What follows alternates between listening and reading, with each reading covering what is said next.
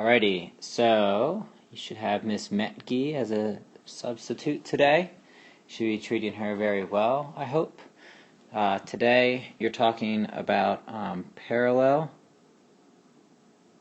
and perpendicular slopes.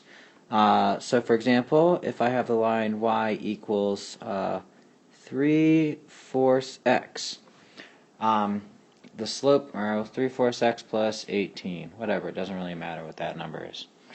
If I want to talk about the slope of any line that's parallel to that, it's going to be the same. So I use the symbol m for slope, and then I put a little parallel sign. You should recognize that from geometry. M parallel to that is 3/4. You should know this from before, how to find a perpendicular slope.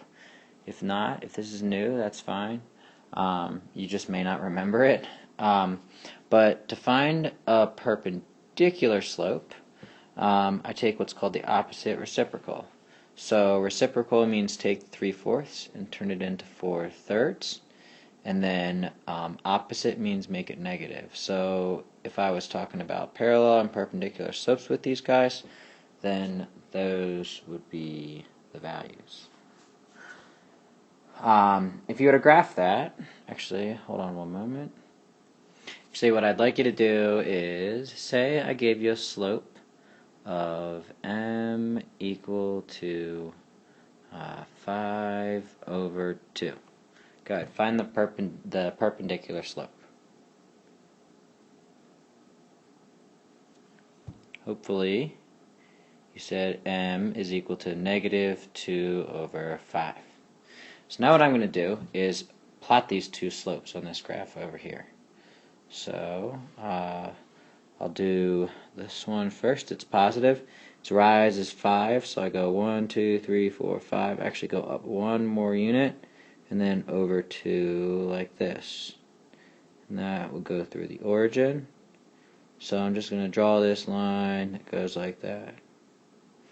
Now I'm going to plot the -2/5 slope.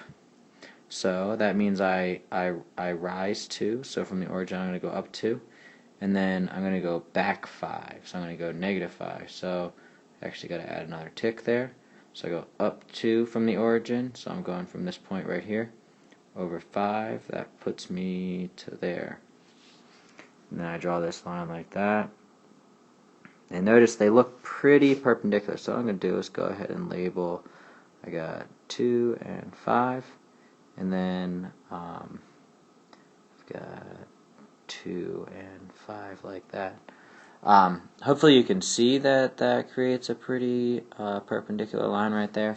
And I could do it with other ones as well. So the rest of the problems you have to do are pretty straightforward. And if you have questions about them, then you can hop on a phone or the computer on the side of the room, or anything that you get to YouTube with, and get some help with those problems.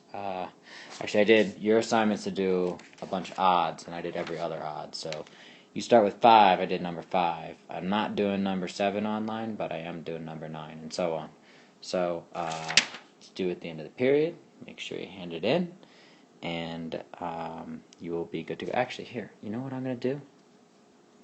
Boom. There you go. That's what I want you to do right now. 2.5, numbers 5 to 33 by 2, so that means do the odds, and then also do number 38. You have more than enough time in the classroom to get it done, so please stay focused. That's all. Bye.